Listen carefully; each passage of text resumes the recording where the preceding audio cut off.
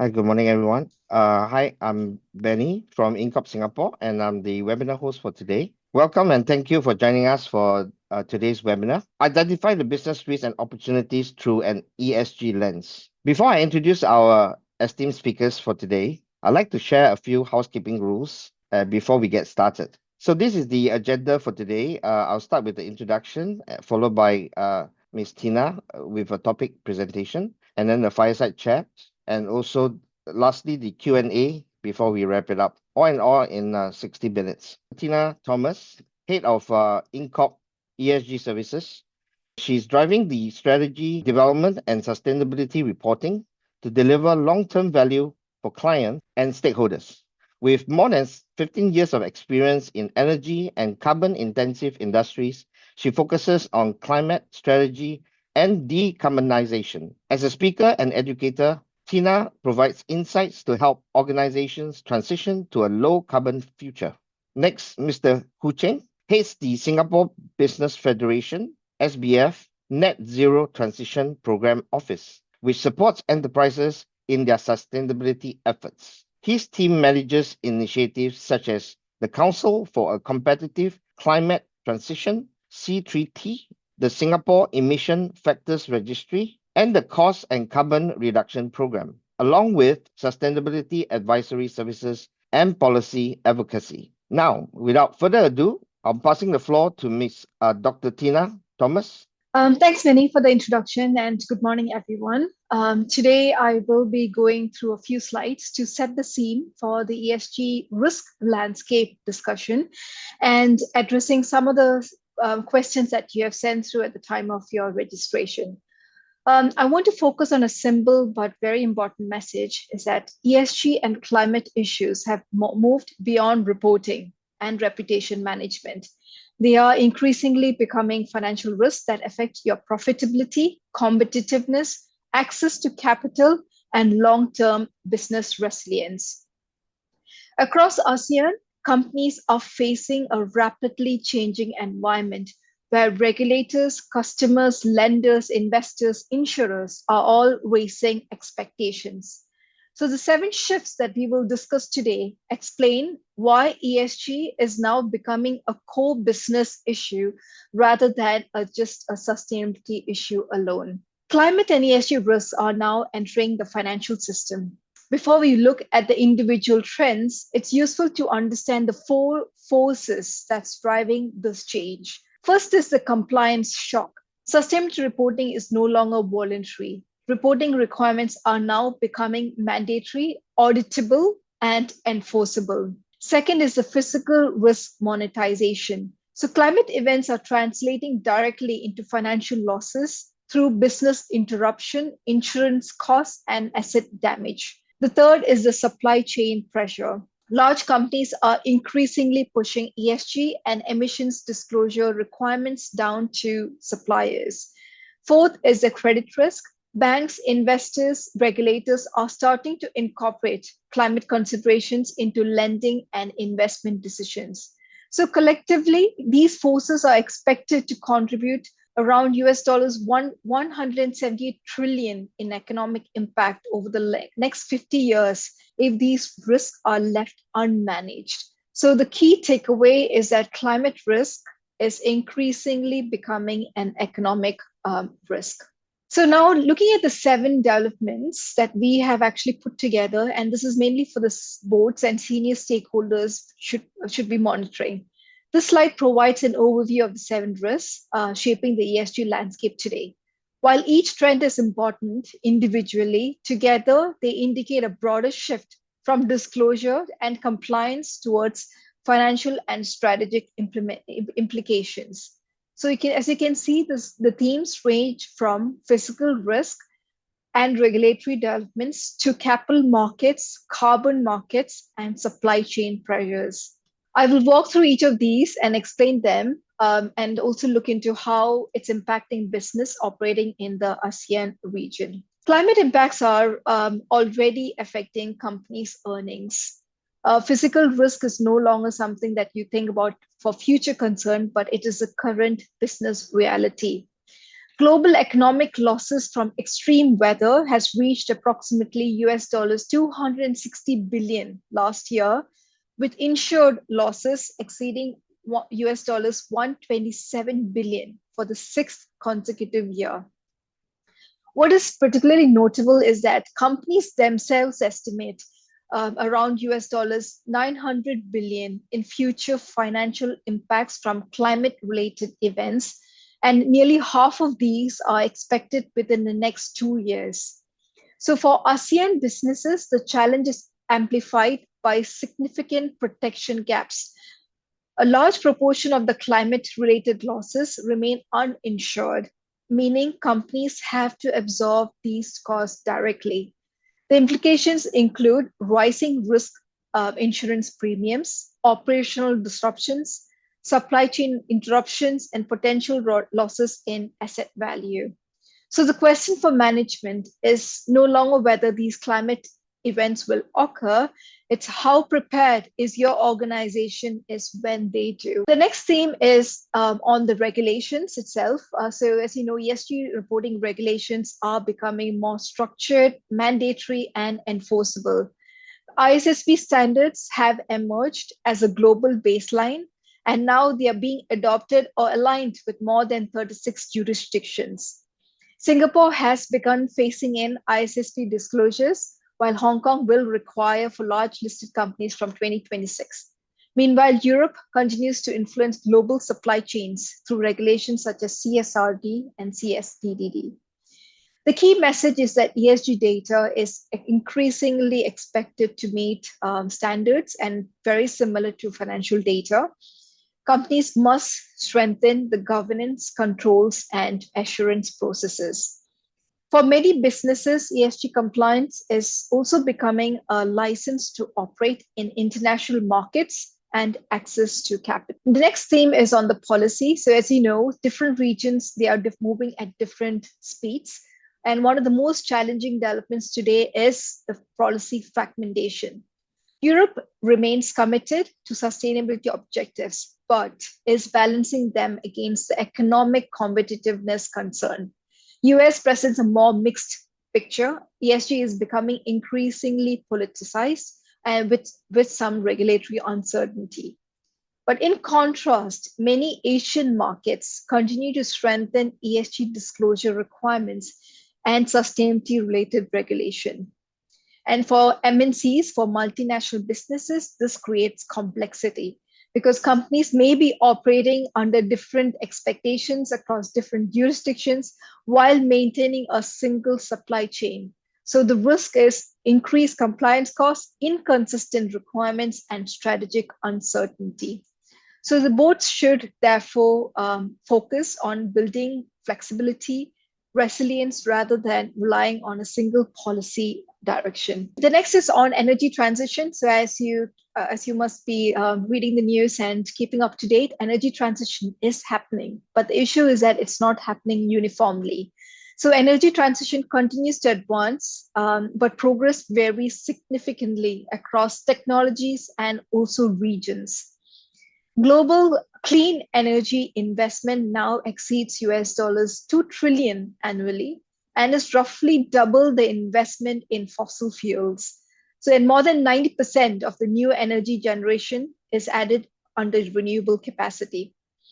In ASEAN, fossil fuels and coal still play an important role in the energy systems. And from a business perspective, the challenge is distinguishing between what is really commercially viable opportunity to your business and those that depend heavily on policy incentives. So this distinction is very critical for your capital allocation decisions and to avoid stranded asset risk in future.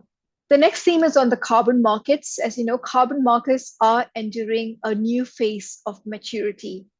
With Article 6 mechanisms progressing and legacy carbon credit schemes, it's being phased out. The market is placing increasing emphasis on quality and integrity. There's much more scrutiny on additionality, permanence, and verification. The reality is only a relatively small proportion of the carbon credits actually meet the quality standards. So as a result, companies relying on low cost offsets face growing reputational risk and potential questions from investors, regulators, and customers.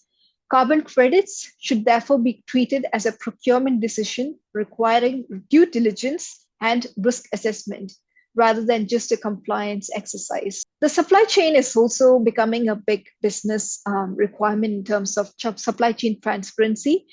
For many ASEAN companies, this may be the most immediate risk. For large multinational organizations are increasingly required to understand their emissions across their value chain. As a result, suppliers are being asked to provide emissions data, climate information, and ESG performance metrics.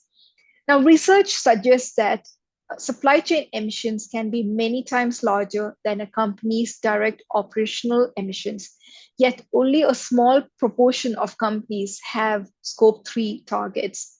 So the consequence is straightforward.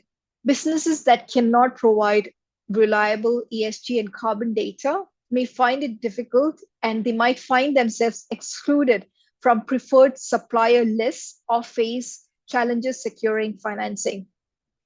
So the organizations that invest early in data systems and verification processes will be better positioned to remain competitive. The final theme is on the climate risk itself becoming a credit risk. This is perhaps the most significant shift.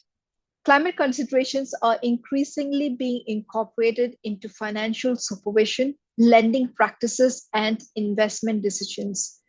Across 50 jurisdictions have made climate-related disclosures mandatory, while central banks and regulators are conducting climate stress testing exercises. So for businesses, this means climate performance can influence financing costs, borrowing conditions, and access to capital. High-risk sectors may face higher borrowing costs, increased scrutiny, or reduced financial availability. At the same time, companies with credible transition plans and strong ESG performance may gain access to sustainability-linked financing and preferential capital. In other words, climate risk is no longer separate from financial risk. It is becoming a part of the capital framework itself. So the next question is, what we are going to move from just being aware and disclosing to action. Where do we act? So I've put together these slides based on the questions we received at the time of your registration, and they broadly fall under 3 themes. The first is about identifying and evaluating ESG risk and opportunity. So the question was, how do we start doing this? So the starting point is not just about reporting. It's about understanding what your ESG issues are and how does it impact your business. So we encourage organizations to move from just simply a task of identifying risk to evaluate them and also ultimately recognizing some of the opportunities as well. So in Singapore and across the APAC, several developments make this increasingly important. For example, the Singapore's carbon tax is now rising and will affect cost structures. Climate reporting requirements are also expanding, particularly for listed companies. Physical climate risks such as heat stress, flooding, and sea level rise are also becoming very relevant, especially if your company is based in Singapore. Supply chain concentration and dependency risk are also increasing. So the key message is that ESG risk should be viewed on a regular cadence, just like financial or operational risk, not just when a report is to be done. And more importantly, every ESG risk poses a potential business opportunity as well. So whether it is through efficiency gains or through new products, resilience, or access to capital. The next set of questions fall under the theme of compliance to how do we move from compliance to more decision useful ESG.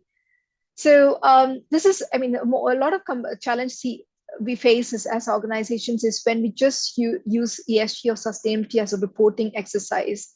And the trap is that you produce reports simply because regulations require them. And these important decisions and also important data that you get from this process is actually hardly being utilized to make your operations or your strategy more efficient. So the goal here should be to use this ESG as a more decision centric data collection process, so that you can, as key management, you can make better strategic and operational decisions. So in order to make that shift, they collect the data and sort of use it for multiple reporting requirements, whether it is just for your listing requirements or for your supply chain, or even for management or with the board to understand what is your ESG footprint. Integrate data into existing management and governance process. Prioritize the actions based on business, your realities, your risks, rather than just trying to do everything at once.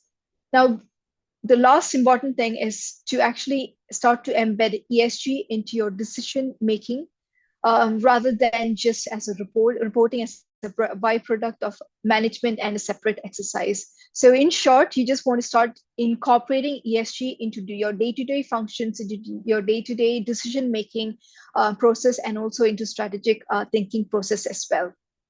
The final theme is on how do you integrate ESG into investor and buyer due diligence. So this is quite a critical one because nowadays a lot of investors or even corporates are seeking for ESG due diligence reports when you're preparing for your investment decisions. So even while you're preparing for IPOs as well, is if you would need to produce your ESG report within a year of listing.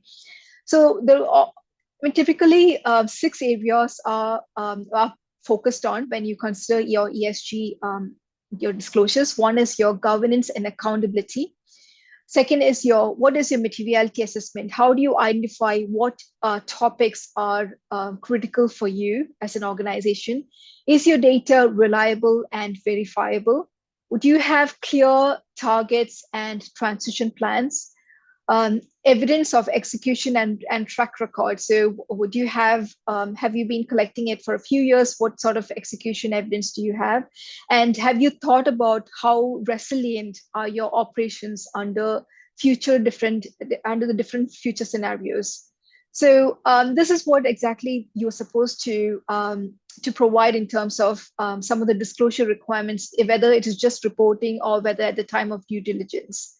So as you can see, there is a transition just from a few years ago where ESG was just treated as a reporting exercise to now more understanding ESG from a risk and opportunity perspective. Now, in terms of what should organizations do next, I would like to suggest 5 priorities. First is about being assurance ready. As you know, in the next few years, we will have most of our disclosures, ESG disclosures, being audited. So it's better to start off now. So strengthen your assurance readiness by treating ESG data with the same discipline as financial reporting.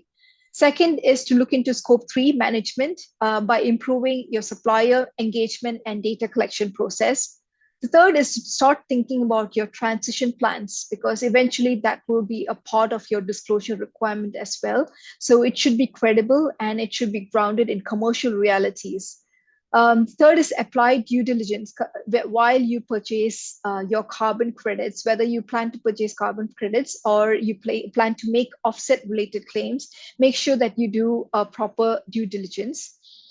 Finally, position climate risk as a financial and strategic issue rather than just a reporting exercise. So these are some of the practical actions that organizations can start implementing today. I would like to summarize today's discussion, my presentation, with one message. ESG is no longer just about reporting. It's about risk management, resilience, competitiveness, and access to capital.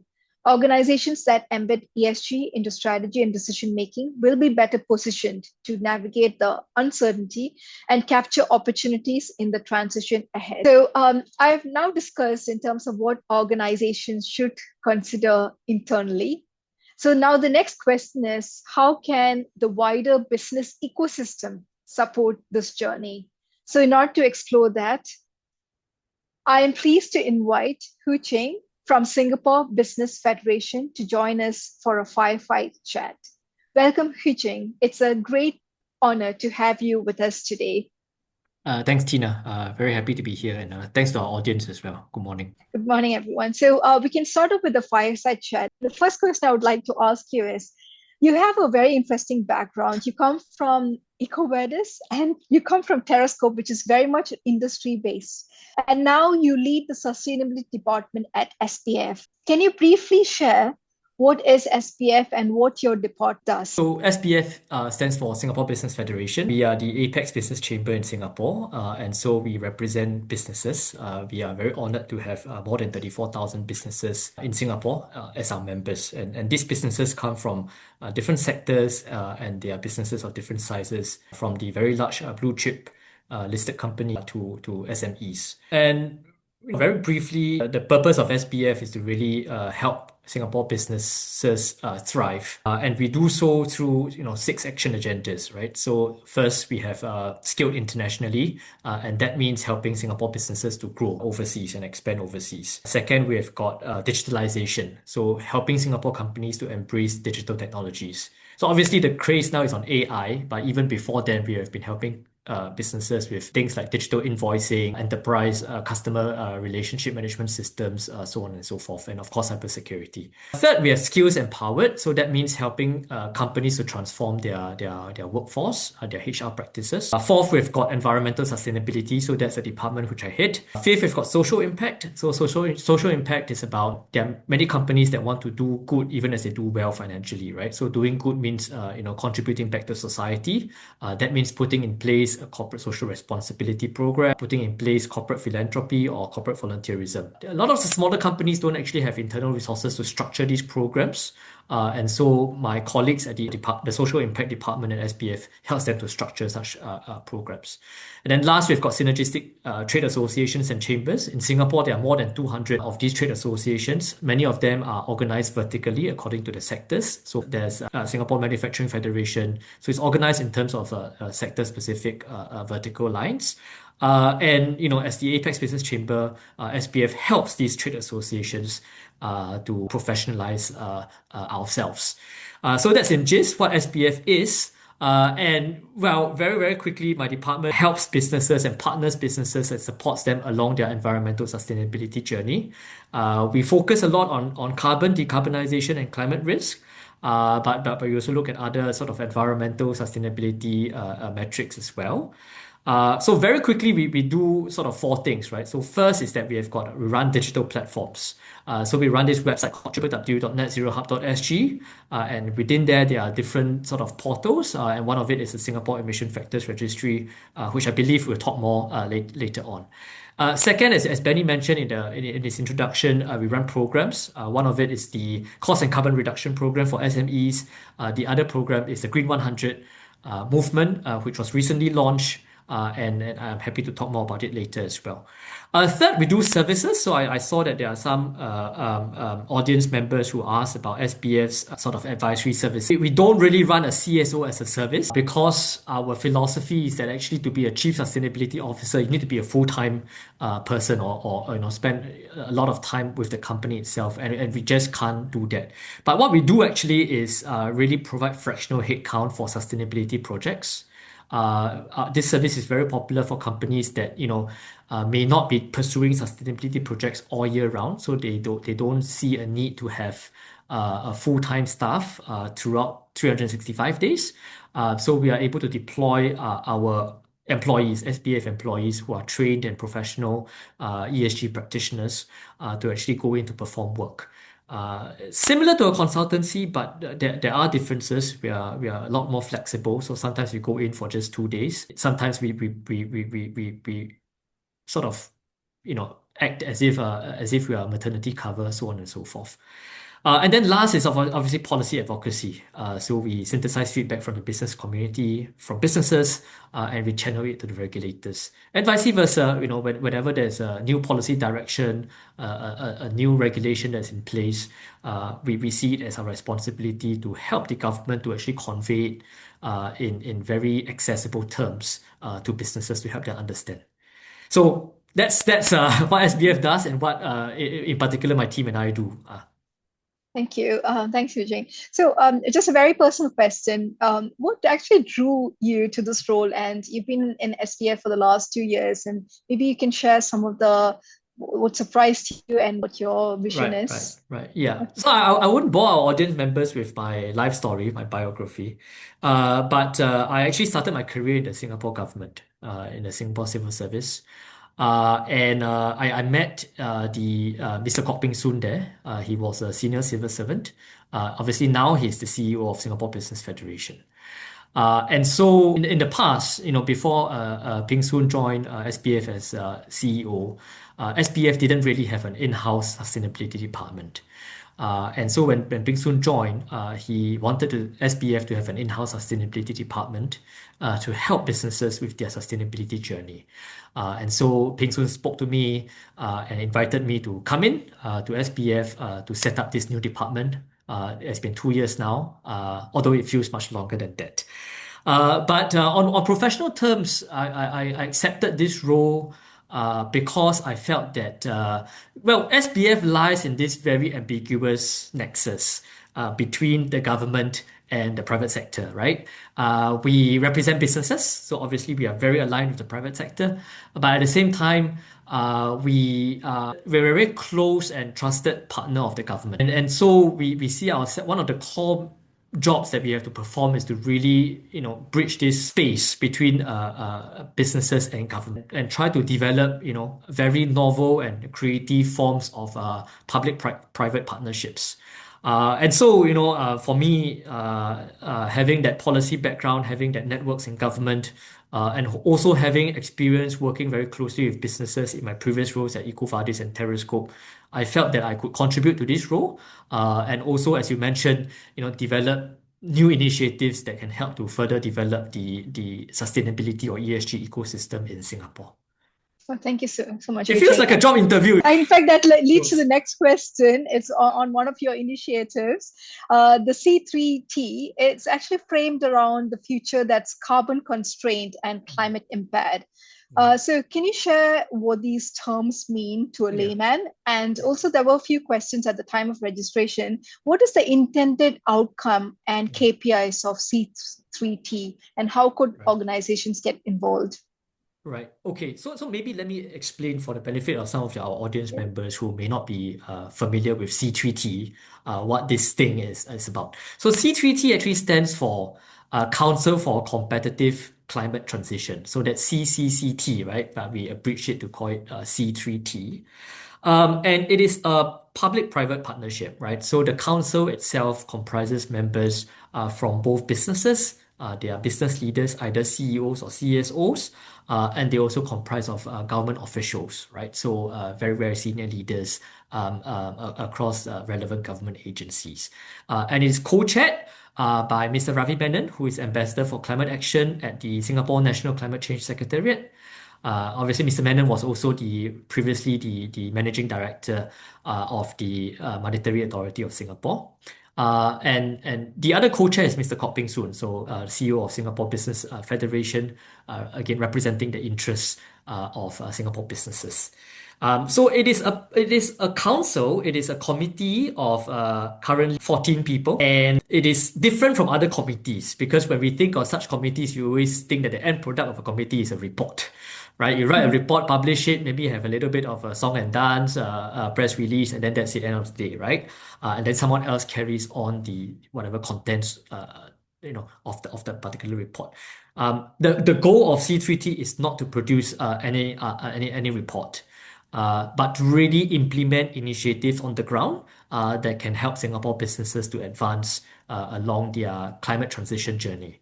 And the name itself is very, very deliberate, right? Competitive climate transition. What does this mean? So let me get to your question, right? So climate transition basically means helping Singapore businesses to be prepared for a future that is carbon constrained and climate impaired, right? So carbon constraint means what?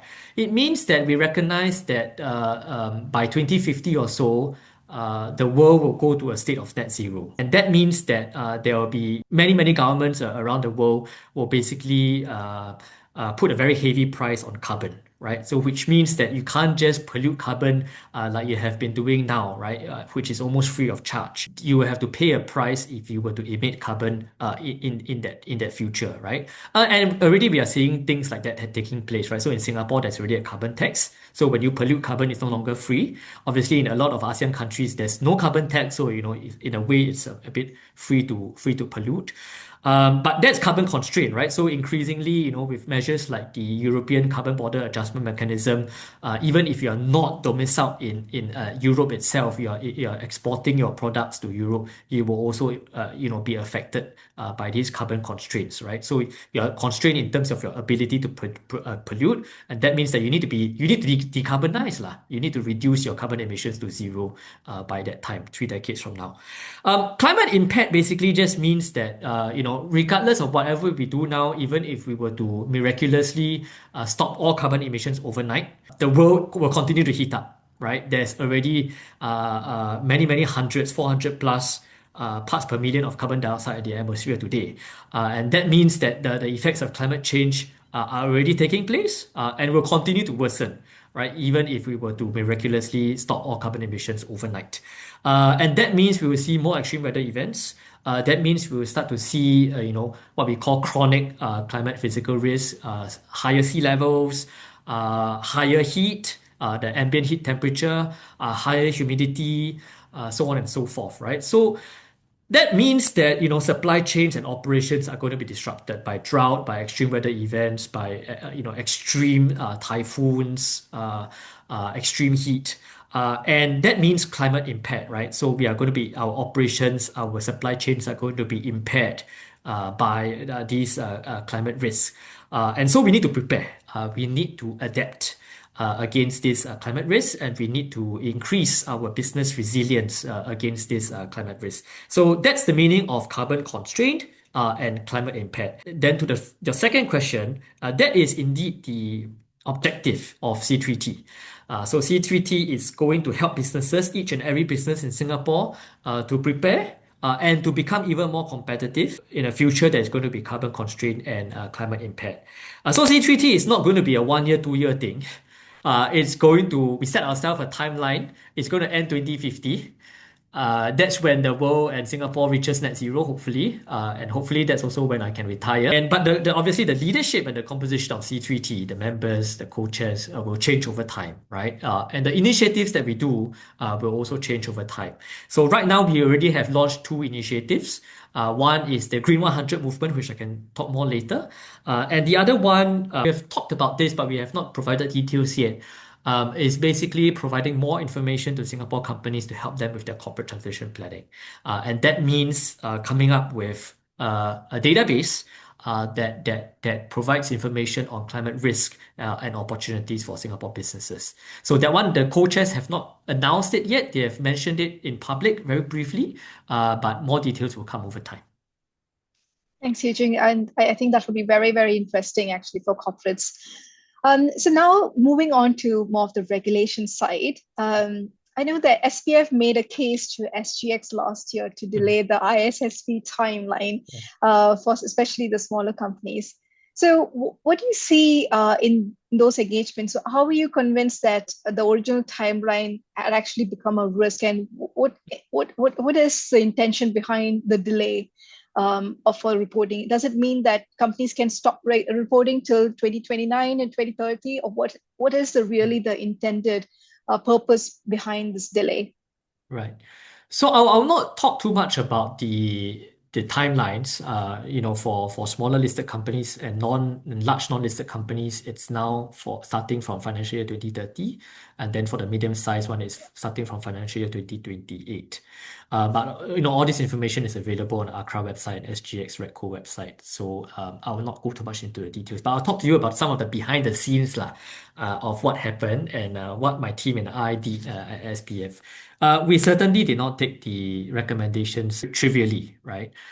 It was a very serious and deliberate process by us. And even after we submitted the recommendations to the relevant authorities, they themselves also had very intense, deliberate considerations. At the ministerial level, they were debating about this. And unfortunately, that's all I can say for what happens at the ministerial level.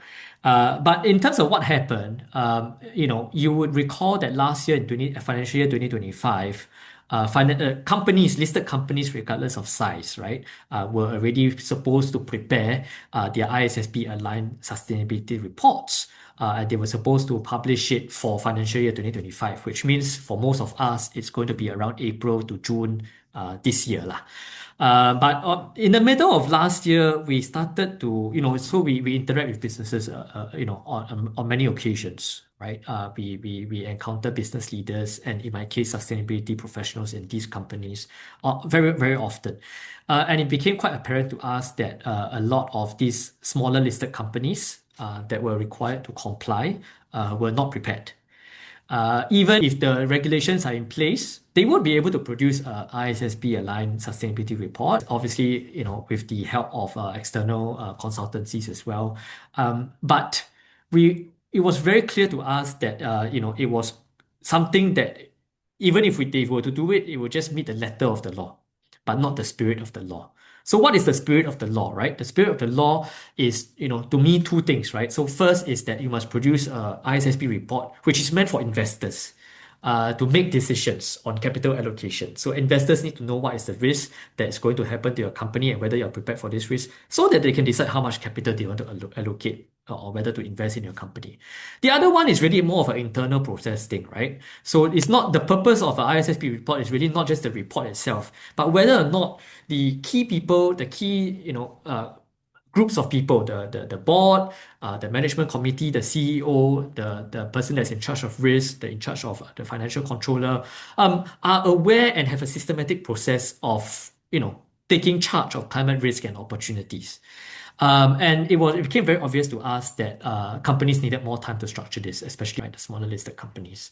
And so we went around, we had a process, we organized a roundtable, we organized a survey, we engaged in total 40 companies in depth. And we came to this very, very startling conclusion, finding, right, that 96% of these companies that we engaged were not prepared for ISSB related disclosures. And one of the reasons why they were not prepared is because around the world at that point in time, there really isn't a ISSB report out, right? There were some illustrative reports, but there was no full proper report. We felt that it would be useful to delay the mandatory reporting timeline so that you have more time to get everything prepared, including the chance to actually read what's best in class, right? So this year, starting from April this year, the blue chips companies, the STI, Straits Times Index companies in Singapore, have already released their ISSB reports. So at least now there's a reference, and that gives people more clarity on what to do. I see. Thank you. So actually, that leads to the next question. In fact, this question was raised at the time of registration as well. What is the implementation timeline for SMEs and mid-sized companies? And they also feel that the SMEs and the mid-size, they also feel most of these ESG frameworks, whether it's ISSB, they're all sort of tailored to large institutions with massive resources. So for small to mid-size sort of fund platform, how can we prioritize our focus and how can we implement ESG without increasing our costs? So it's almost like, what is your thought process for SMEs and small companies? Right. So I would say that, if you look at it from a pure compliance point of view, right, it's only the listed companies that are required. And actually right now, Accra is actually doing the Singapore version of the ISSB. So they're still using ISSB that they're going to do some customization to make it the Singapore version. There are a lot of other, jurisdictions, countries that have already done this. I would say that when it comes to sort of these ESG frameworks, and we are looking from a climate risk perspective, that means the ISSB type of framework, we should still continue to focus on the broad facets of the framework. And that means governance, that means strategy, that means risk management, and that means metrics and targets, right? So these four core tenets or facets of the reporting framework still need to be in place. Very broadly, right?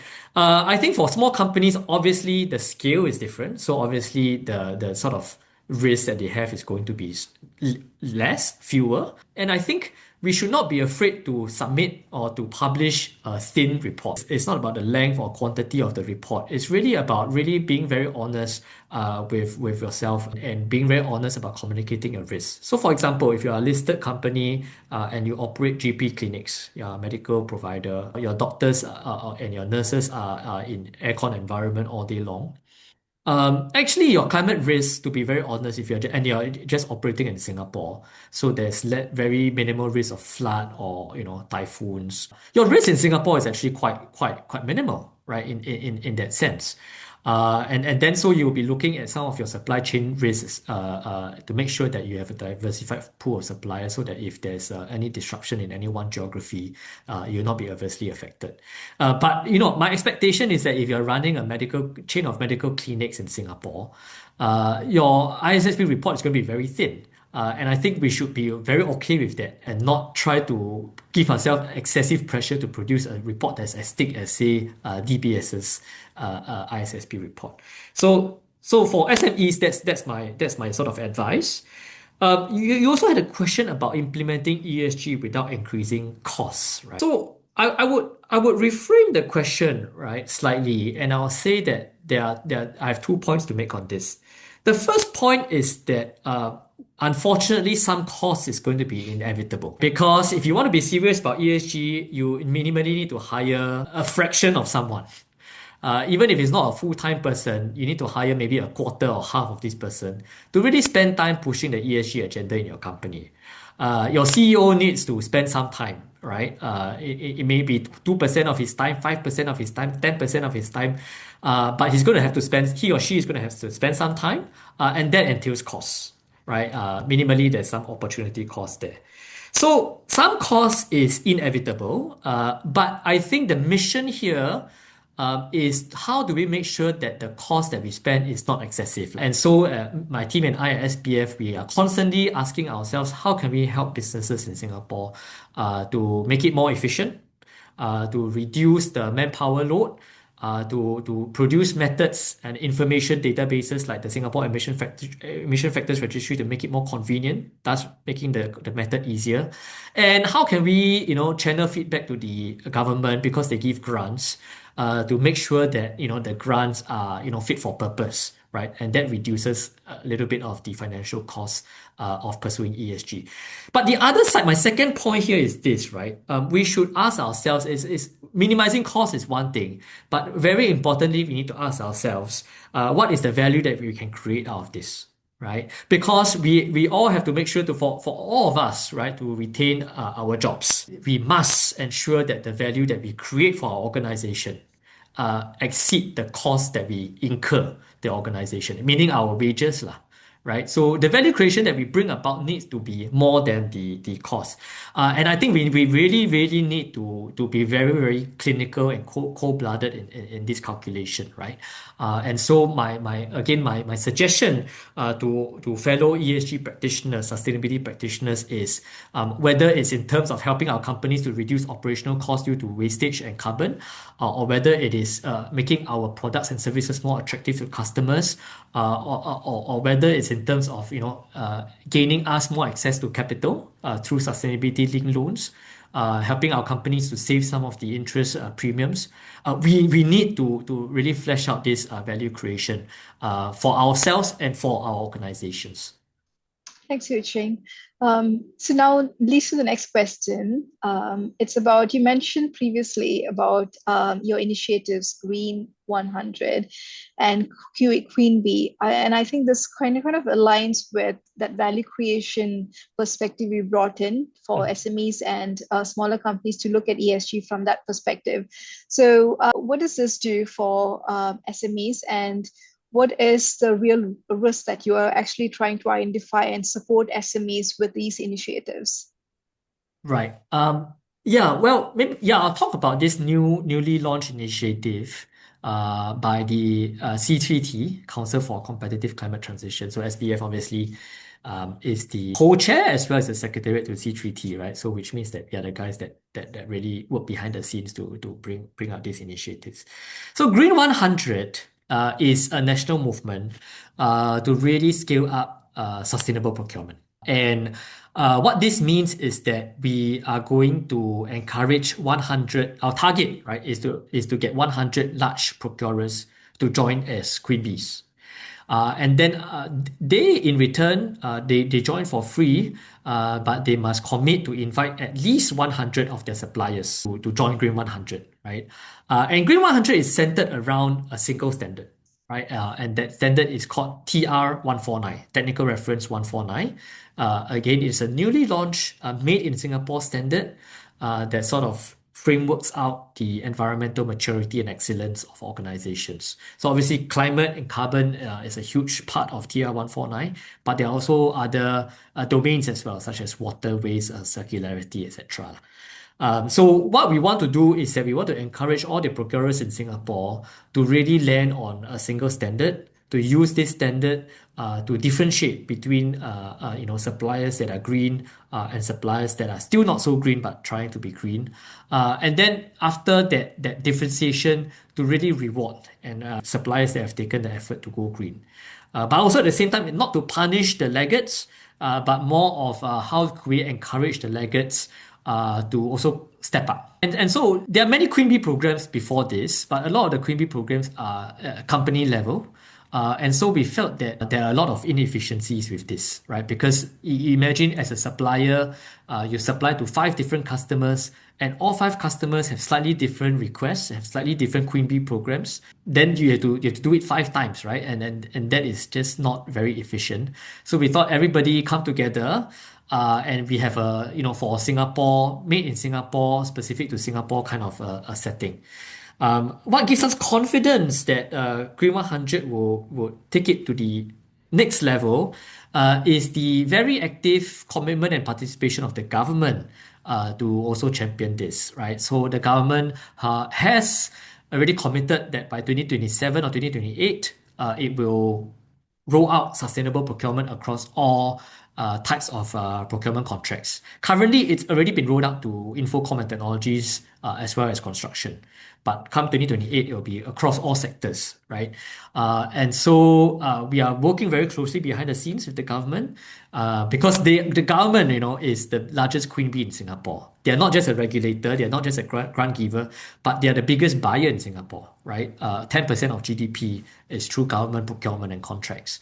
And so fingers crossed, we will bring the government on board as one of the queen bees of Green 100 and really take this movement to the next level. I just want to say that Green 100 is a democratic thing. It's free for anybody to participate. Whether you're a queen bee or a supplier, you participate for free. Obviously, if you want to have the sort of the extra premium offerings, we have to pay a little bit on because my team and I, we still need to feed ourselves and turn on and pay for our electricity.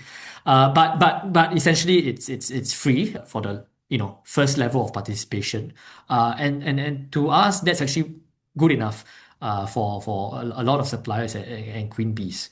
And it's also democratic because we're not going to close it off, right? So any consultancy, any trainer, any verification body that wants to be part of Green 100 movement can be part of Green 100 movement. Obviously, we'll put in place checks to make sure that the services that you're providing are of good quality. But otherwise, it's an open for all program. Thank you, Hu Ching. So just from a corporate perspective, if I were a CEO of a corporate, I would be thinking, would I get any advantage or benefit out of being involved in the Green 100? Whether it's lending, whether it's customer, do I get any sort of certification or trademark because of that? Yeah, so you do. You get certification in the form of the TR 149 badges. So TR 149 actually has 4 tiers, starting with essential tier, then bronze, silver, then gold. So by participating in Green 100, the product is not a Green 100 badge. It's really a TR 149 badge that's aligned with Green 100. Right, so you get the badge that you can put onto your name card, onto your website, that you can put into your when you're preparing a tender submission, you can put it into your tender submission and say that I have this TR 149 bronze level, so on and so forth. And then obviously, depending on the customer that you're talking to, All right. So our job is to really encourage as many customers or queen bees to recognize this as possible. Obviously, that's going to take some time, right? But assuming that we have got 100 customers recognizing this, that means that when you have this badge, you show them, the customer, that this badge, they know that you're of a particular standard and environmental sustainability maturity level, right? And then it's their prerogative to put in place whatever incentives that they want to have with you as the supplier. Sure. Thank you, Hu Ching. In the essence of time, maybe one last question to you, Hu Ching. If I were a listed company or SME or a private company, what should I be thinking of for the next few years in terms of regulatory changes or any sort of policy changes that drive this agenda? Well, I'll say that in the Singapore context, I think we have the luxury or the privilege that we know that the political and policy certainty is there. And that means that when Singapore says that we will commit to net zero by 2050, the government, right, will put in place measures, right, carrots and sticks, to move the whole of Singapore, including the Singapore business community, towards that. And it's a very different context compared to, say, USA, right? Because in USA, you have a lot of uncertainty. One day you will be rewarded for going green, the other day you'll be penalized for going green. One day you will be rewarded for putting in place certain social measures, to take care of your workforce. Then the next day it's a completely different story. You get punished for it. You get outcast for having a DEI program. So at least in Singapore, we have that certainty in terms of the policy direction, and we know that we can't escape from this, right? We know that carbon tax is going to increase. Maybe it will not because over the next few years it could be $50 to $80. Maybe it will not be $80 straight away because of the broader macroeconomic conditions. I don't know, but we know that it's going to increase, right? So I think we have that luxury of that policy direction and clarity. So moving on, what's next, right? I think first is that decarbonization is here to stay, right? Energy transition is here to stay. Energy prices will continue to go up. Not just because of the Iran war situation, but because of the carbon tax regime in Singapore, right? We know that the whole electrification of the vehicle fleet in Singapore is here to stay. By 2030, the current policy is that by 2030 you can't register new internal combustion engine, that means petrol or diesel vehicles anymore. So we have that clarity. So decarbonization is here to stay, and the government is going to continue to throw carrots and sticks in the form of energy efficiency grant, in the form of carbon tax, to get companies to reduce their carbon emissions. Minimally, their scope 1 and scope 2 carbon emissions. Sure. What's new, I think, coming over the next few years is this whole new theme of climate adaptation. It's very clear already. The government has announced that this year is the year of climate adaptation, and that the National Adaptation Plan is going to be rolled out pretty soon.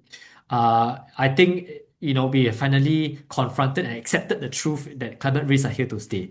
Sea level is going to rise. Weather is going to be more unpredictable.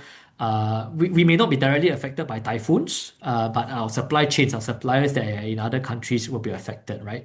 And so we really need to take a long, hard, serious look about this. And I think there will be more announcements and initiatives that will be rolled out to get companies to really start implementing this whole climate risk lens to their business operations and planning. Thank you so much, Hu Ching. It's such an insightful conversation, and also sharing the work that you have actually initiated at SBF, all the initiatives that's coming through to support businesses in their sustainability journey. We truly appreciate your time and contributions. So to end the webinar today, if there's just one takeaway, as you know, sustainability is no longer just about reporting. It's about building your resilience, competitiveness, and profitability for the future. Thank you. Over to you, Thank Benny. you. I'll just say to our audience that, obviously you have Tina's contact, but feel free to contact my team and I through our website, www.netzerohub.sg, or just add us on LinkedIn. My personal LinkedIn account. Thanks. Yes, thank you so much, Hu Ching and Dr. Thomas, Tina. If you have any questions that are not answered, please feel free to email us or reach us at LinkedIn, like Hu Ching mentioned. We have email at hello@incorp.asia, or you can directly email to Dr. Tina, email listed in the slide, or visit us at our website at incorp.asia. So as we close off today's webinar, we'd like to thank all of you for joining us today and for all your questions. We hope everyone has benefited from this webinar session today. And once again, thank you very much. Look forward to seeing you guys again in our future events. Thank you, everyone.